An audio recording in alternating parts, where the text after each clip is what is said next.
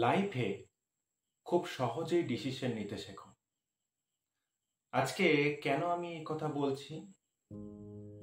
আমি এজন্যই আজকে এই কথা বলছি যে একই মুহূর্তে একই সময়ে আমরা কঠিন থেকে কঠিনতম ডিসিশন কিভাবে খুব সহজেই নেব, যাতে আমাদের ইন ফিউচার কোনো প্রবলেম না হয়। নমস্কার, আমি দেবজ্যোতি চক্রবর্তী। আমার দেবজ্যোতি চক্রবর্তী ব্লগস ইউটিউব চ্যানেলে আপনাদের সবাইকে জানাই স্বাগতম। আমাকে এই প্রশ্নটা অনেকদিন ধরেই অনেকেই করেছেন আপনারা, যে দাদা আমাকে একটু বলুন যে আমরা কঠিন ডিসিশন কিভাবে সহজে নেব।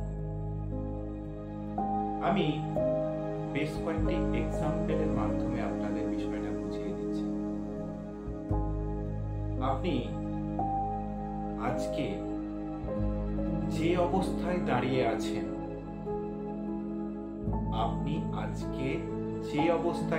আছেন, এই অবস্থার জন্য আপনার পাস্ট দায়ী। খুব ভালোভাবে একটু চিন্তা করুন। আজকে আপনি এই মুহূর্তে যেটা চিন্তা করছেন, আধ ঘন্টা পর সেটা পাস্ট হয়ে যাবে। তাহলে আপনার আজকের এই মুহূর্তে ডিসিশনই আপনার হবে কিন্তু আপনার আগামী সময়ের কার্যকলাপের পদ্ধতি। অর্থাৎ কি, আপনাকে প্রত্যেক মুহূর্তে প্রত্যেক সময়ে বুঝে চলতে হবে যে কঠিন থেকে কঠিনতম ডিসিশন আমরা কিভাবে নিতে পারি। আমরা এখানে অনেকেই আছি যারা নিজেদের বুঝতে পারি না যে আমাদের ক্যারিয়ার আগে হবে না আমাদের প্যাশন আগে হবে। খুব ভালো করে জিনিসটা বোঝার চেষ্টা করি। আমরা অনেকেই বুঝতে পারি না যে আমরা ক্যারিয়ারকে নিয়ে আগে যাব নাকি আমাদের প্যাশনকে আমরা ক্যারিয়ার বানাবো। এই যে প্রশ্নগুলি রয়েছে, আজকে এই প্রশ্নগুলির সমস্ত উত্তরই আমি আপনাদের দেব। আপনারা অনেকেই আছেন যারা নিজের ক্যারিয়ারকে এগিয়ে নিয়ে গেছেন, কিন্তু সাথে সাথে আপনার প্যাশনকে আপনারা এগিয়ে নিয়ে যেতে পারেন, অথবা আপনাদের প্যাশনকে প্রায়োরিটি দিতে গিয়ে আপনারা নিজেদের ক্যারিয়ারকে খুব একটা স্টেবল জায়গায় পৌঁছাতে পারেননি। এটা হচ্ছে আপনার নিজেদের ভুলের কারণে। আমি দুটো পশু অর্থাৎ জীবজন্তুর উদাহরণ দিয়ে আপনাকে বলছি, খুব ভালো করে জিনিসটা বোঝার চেষ্টা করুন। মরুভূমি অঞ্চলে উট কিন্তু ভীষণভাবে একজন প্রয়োজনকারী হিসাবে বিবেচিত করা হয়।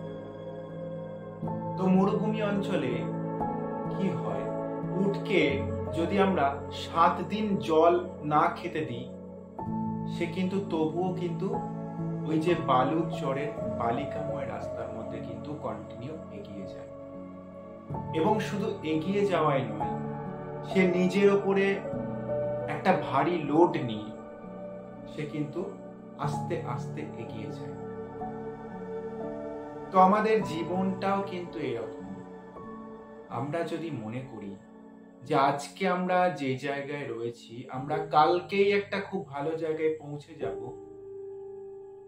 এটা কিন্তু কখনোই পসিবল নয়। আমাদের চেষ্টা করতে হবে আস্তে আস্তে এগিয়ে যাওয়ার। যেমন উট এক জায়গা থেকে আর এক জায়গায় পৌঁছানোর জন্য অনেক সময় নেয়। একটা খুব বিষয় ভালো করে ভেবে দেখুন, ঘোড়া কিন্তু উটের থেকেও অনেক ফাস্ট দৌড়ায়, তবুও ঘোড়া কিন্তু উটের কাছে থেকে দূরে চলে যায়। কারণটা কি?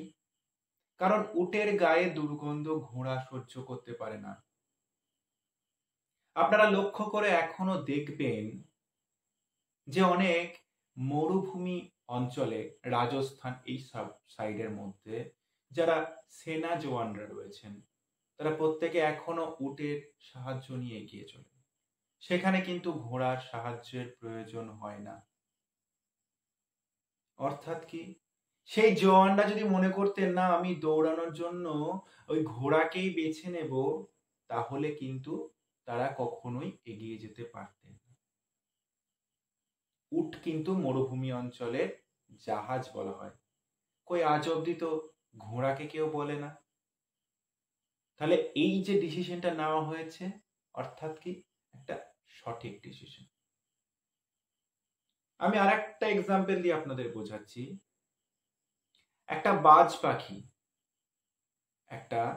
বাজ পাখি যে কিনা আকাশের সর্বোচ্চ স্তর পর্যন্ত উঠতে পারে, আপনারা এখানে অনেকেই জানেন। তো সেই বাজ পাখির একটা বাচ্চা আর একটা মুরগির বাচ্চাকে যদি ছোট থেকে একই সাথে বড় করে তোলা হয়, কি হবে? যখন সেই মুরগিটা উঠতে পারবে না, বাজ পাখি তো অনেক উপরে উঠতে পারে, কিন্তু মুরগি তো সেই উপরে উঠতে পারে না।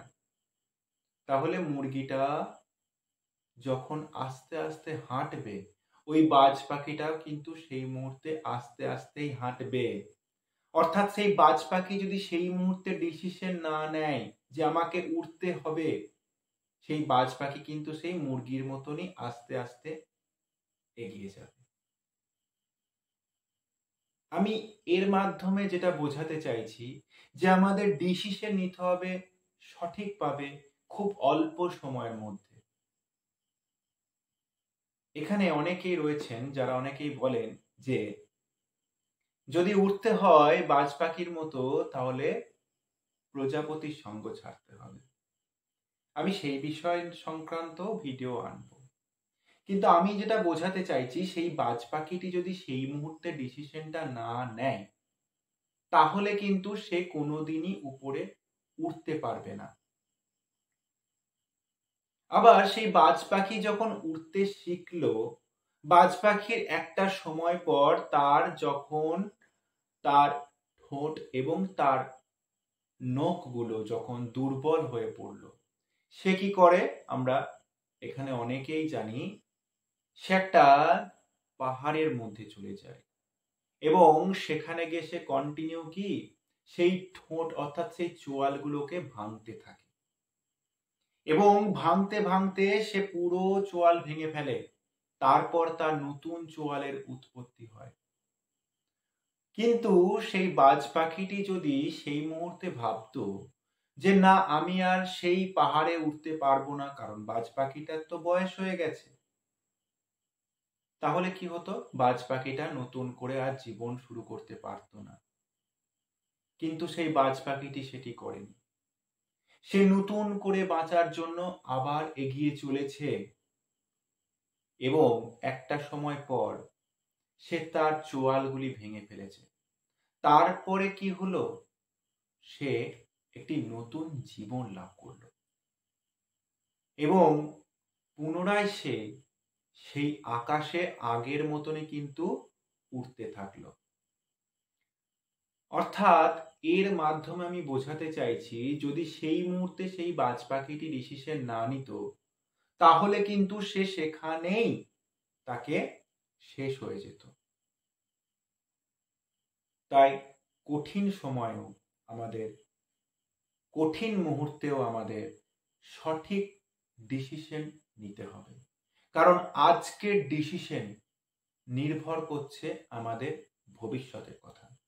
আমরা কোনো কিছু আবেগ দিয়ে ভাববো না, আমরা সবসময় নিজেদের মনকে কন্ট্রোল রেখে ব্রেনের সাহায্য নিয়ে আমরা এগিয়ে যাব এবং তারপরেই যে ডিসিশনটা হবে সেটাই হবে আপনাদের ক্ষেত্রে সঠিক ডিসিশন।